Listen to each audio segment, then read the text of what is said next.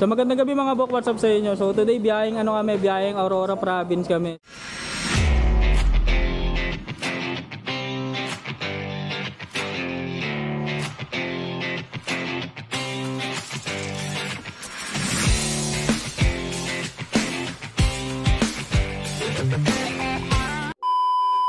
So ito yung mga kasama ko yan. 6 na motor kami. So 6 na motor kami. So usually kasi 'di ba mag-isa lang ako nagra-ride, minsan dalawa. So ito kinaganda nito, marami yung kasama. So spontaneous ride siya. Hindi pa namin alam kung saan kami mag-i-stay, hindi pa namin alam kung ano yung gas consumption na magagastos namin. So ang kinagandaan Malaman kung magkano yung matitipid natin. sabay na lang kayo, no? So check natin kung magkano yung gas consumption ng bawat motor sa amin. So ang kasama namin, meron kami Sniper 155 na version 2, version 3, tapos merong ADB 150, Click 125, Click 150i, NMAX B1 tsaka Aerox na B1 din. So check natin kung magkano yung gas consumption bawat isa sa amin at kung magkano yung magagastos namin overall dito sa ride na to. Di namin alam kung magkano yung gagastusin namin sa pagkain, sa i-stayan. So sana beachfront yung makuha natin. So tara, mag-start na kami bumiyahe. Let's go mga bok! Send Gcash mga bok. Let's go mga bok! Alis na kami kasi ang alas 12 na rin eh. So let's go mga bok! Peace yo! Woo! Shoutout mga tropa, daming tao. Feels like 7 AM dito sa amin. Let's go mga bok!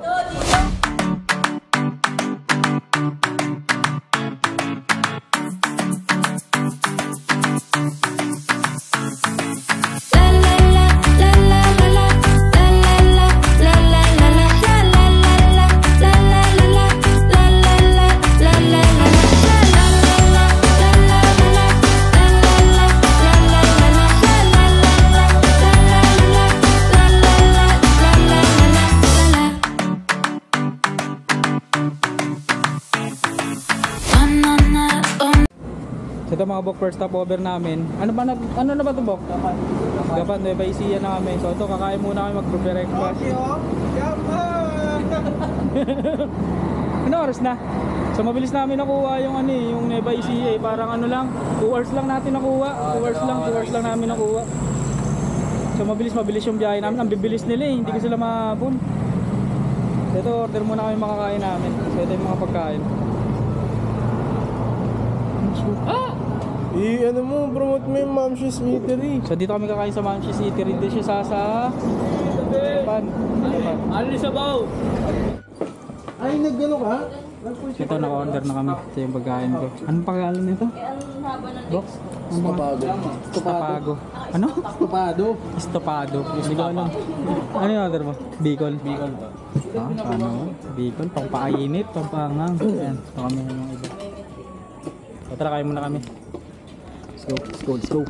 So tapos na kami kumain. Ang gagawin ko, mag-adjust ako ng shock kasi sobrang tigas ng shock ko. So sanggala. Ang setup ko pala kasi dito, pang dalawang timbang.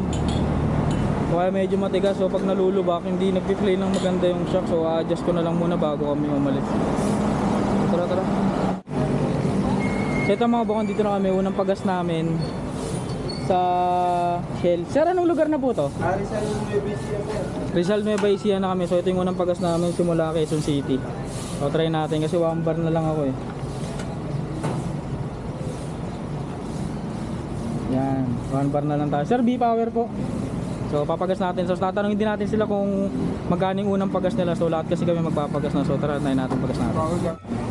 So inabot tayo ng 254. So 255 na rin siya halos. Ito po sir. Salamat po. Gagawin natin, antayin natin yung iba matapos magpagastos. Tatanungin natin sila isa-isa kung magkano yung napagas nila para mabantayan natin yung fuel consumption ng bawat motor na dito. Iba-iba kasi yung motor kaya mas okay siyang mamonitor. So let's go. Tanungin natin sila. Ito, tatanungin natin sila isa-isa kung magkano yung nagastos nila sa unang pagas nila. So andito na kami sa Rizal Nueva Ecija. So ako naka 254 ako.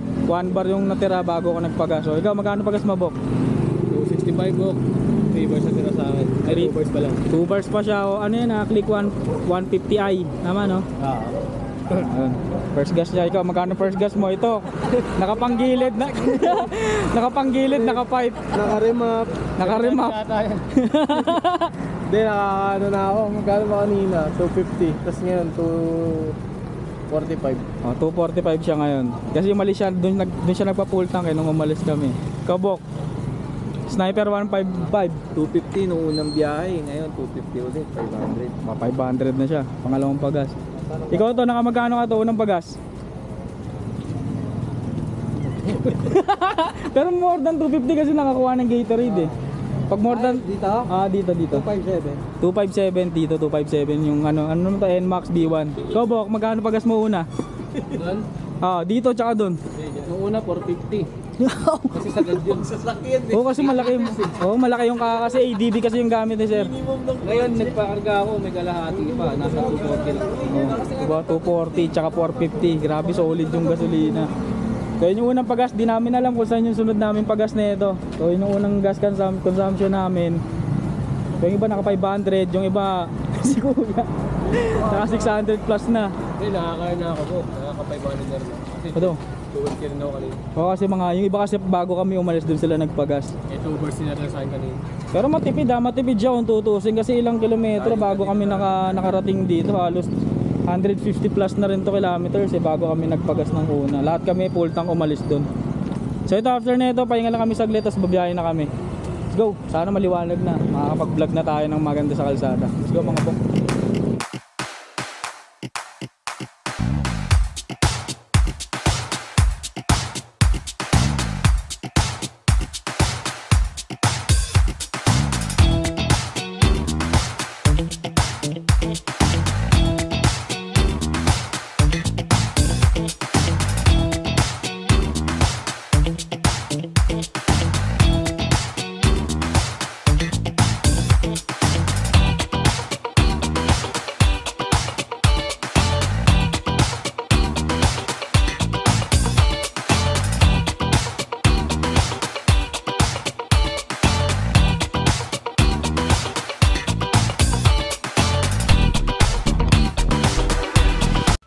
So ito mga box stop over kami dito sa may Maria Aurora yung nakalagay dito eh. We love Maria Aurora. So yan. Tignan mo naman kung gaano kaganda yung view. Just kiday, panalo. Puro bangkingan eh, puro kurbahan. Kaso hindi kami makabangking kasi puro sasakyan din. Ang nangyari, inantok kami lahat. Abangin nga ganyan eh. Hindi ka na ako sa mundo ka kanina eh. Kaya mo ni Duman ito, like to sleep. Nakaka- Tapos kay Noni, bumabagay, lagi nakaantok natin. Ang masama kasi pag banking mo sumabay eh. Layo eh. Ayun na nga. Nakakapagod. Tapos nakakaantok. Patay. Ano, gano'n na lang? Ganun muna tayo. Wala pa namang aning. Wala pa namang aning. Batay. Shoutout daw Batay. Tignan nyo naman kasi yung view dito kung gaano kaganda. Oh. Tapos one way lang siya. I love Maria Aurora. Sobrang ganda par.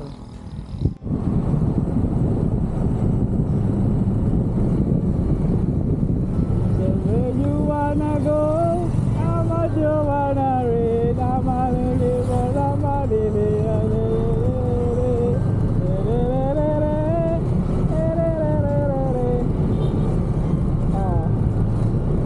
Look at the fucking view!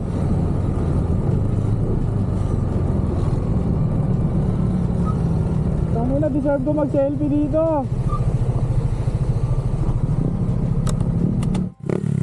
Mga bok, dito na kami sa yung mapapansin nyo, lagi nyo nakikita sa TikTok, sa FB. Yan, nandito na kami. Woohoo! After 8 hours, kasi syempre puro kami stopover. Pero narating namin siya ng napakaganda. Let's go!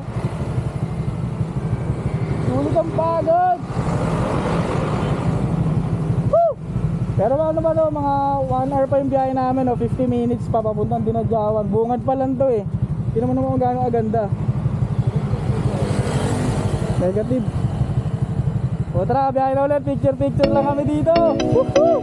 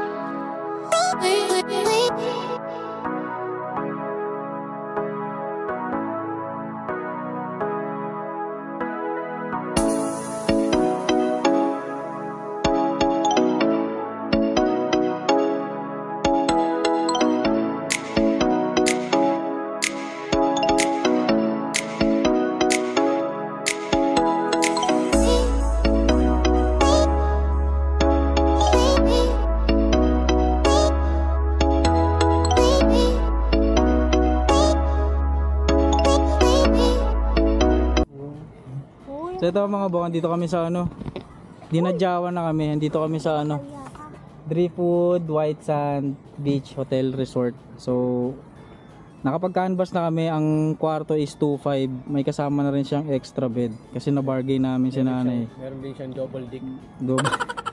What? Meron din siya. Basta maganda yung room, maganda yung room. Ang ano lang kasi undecided kami, baka kasi meron pang mas mura o meron pang mas maganda na room banda doon. So andito pa lang kasi kami, parang bungad-bungad pa lang din to eh. So antayin lang natin yung desisyon ng lahat kung saan magkakasundo doon kami mag-i-stay. Kasi syempre wala nga kaming plano, wala kaming pinagbukan dito. So kung anong madaanan namin, kung anong pupuntahan namin, doon kami mag-i-stay. So antayin natin yung iba kasi nag-canvas pa yung iba, pumunta pa doon. So let's go. Canvas pa si Bay. So ito mga bok, finally nakahanap na kami. Dito kami sa Alvarez Resort. So nakuha namin yung room na good for 8, worth 3.8. Lahat-lahat na yun, makakapagpahinga na kami. Aircon na rin siya, tapos may sarili na rin CR. So ito, magpaplasta na kami. Nakapag-park na rin kami. Ang pinagandaan rito, nasa loob yung parking nila. Doon kasi sa may una, anong pangalan nun? Driftwood ba yun? Sa Driftwood kasi sa labas yung parking niya. So mas mura dito kasi doon 2.5 per room, tapos bukod pa kami dito 3.8, pero magkakasama kami. Ganoon namin kamahalang isa't isa. So tara, check natin yung room kung maganda at kung talaga pang masa talaga siya. So let's go. So ito, check na namin yung room. Ito, wala akong Justin. Check natin kung talagang pasok yung 3.9 kasi 3.9 kasi may plus 100 sa Eco fee ba? Eco fee no? Oo, tama po. Eco fee, so bali naging 3.9 siya. So ito si Madam Pat yung nagano, ang kumontrata. Nahiya, ayaw pakita sa camera.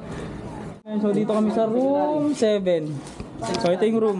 Eh, pag tumakay ba dito, napa-plus? Ayan.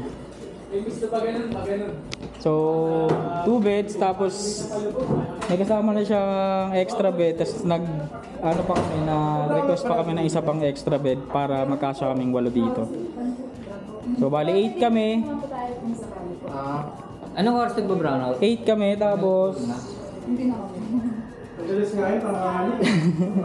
8 kami, tapos extra bed, tapos nag-rent kami ng isang electric fan, pero may kasama pa siyang isa, so bali 2 electric fan. Isang electric fan 300 isa, pero nakuha namin siya ng 300 ng 2. So ito, magpaplasta muna kami, maglalapag kami ng gamit namin para makapagpahinga naman kahit saglit. So let's go mga bok!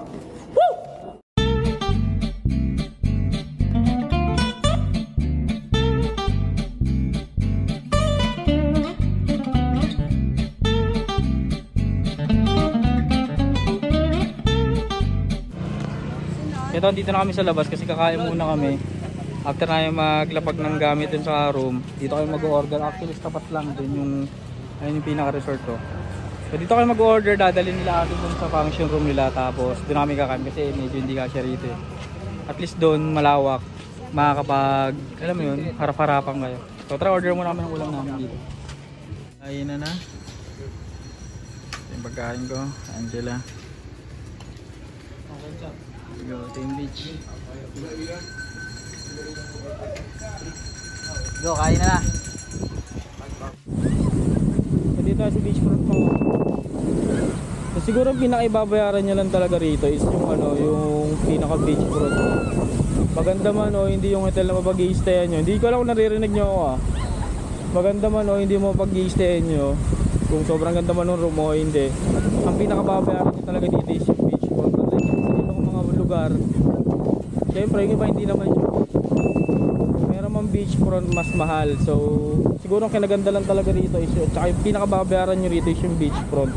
So para sa akin sulit yung ibabayad namin dito na 4,100. Lahat na yun lahat nakasama na yung ibang mga gastusin. Electric fan, extra bed. Sulit siya kasi beachfront siya. Kahit mag-inom kami dito mamaya kahit saan, okay na okay siya. So ang gagawin namin ngayon is baka mamalengke kami, maghanap kami ng bibili na ibang pagkain na like kanina kasi diba nagkarinderya kasi kami kanina eh. Doon lang siya sa labas. So ngayon baka maghanap kami ng ibang pagkain naman. So let's go mga bok! Hapon na ngayon ang oras siguro mga nasa 4 or 4:30 ng hapon. Tingnan mo naman dito parang ang dilim na. Parang uulan na.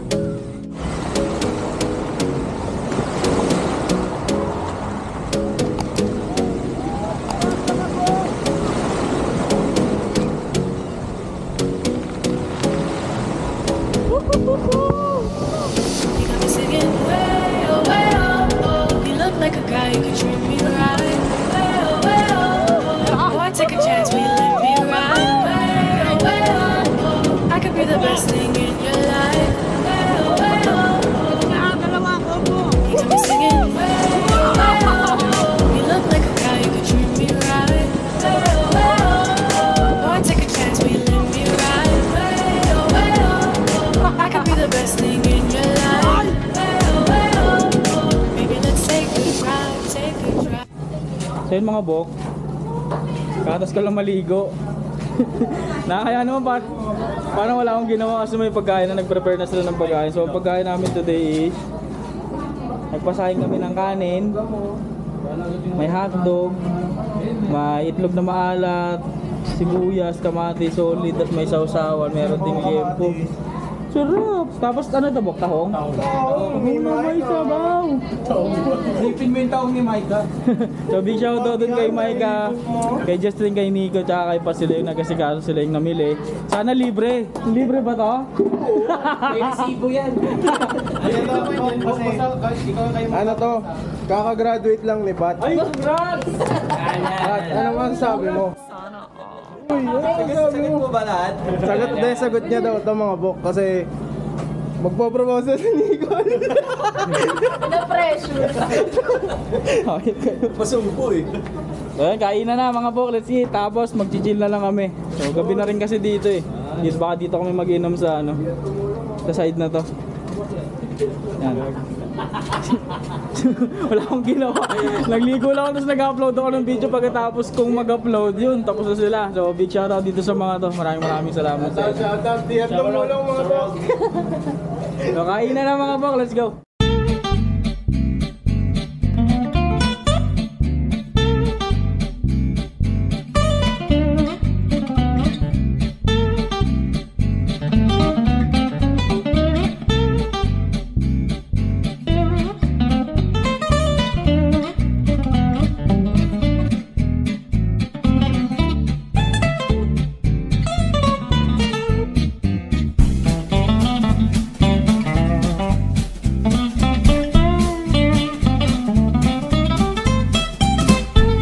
So ito mga bok, tapos na kaming kumain, naka-plasta na rin yung iba. Ayan, makikita nyo, patay na yung ilaw sa loob kasi nagpapahinga na yung iba, natutulog na rin.